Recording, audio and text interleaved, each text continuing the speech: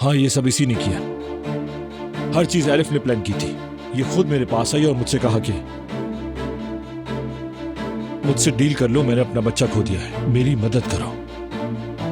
ये क्या कह रहे हो तुम? दिमाग तो ठीक है तुम्हारा? इस औरत ने मेरी माँ की जान लेने की कोशिश की। पुलिस के हवाले करूंगी, तुम दोनों पर केस करूंगी मैं। ठीक है, तुम्हारी मर्जी।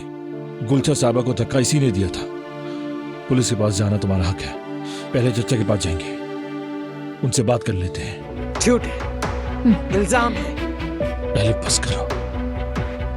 नहीं, तुमने कहा था सारे इल्जाम अपने सर ले लो। कहा था मैं तुम्हें बच्चा दिला दूंगा, उमर साथ रहेगा तुम्हारे। मगर अब बहुत हो गया।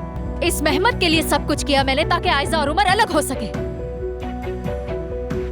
हमीद साहब, आपकी कंपनी को खोखला करने वाला यही शख्स है। मुझे पैसे देने के लिए इसने कंपनी का इस्तेमाल किया।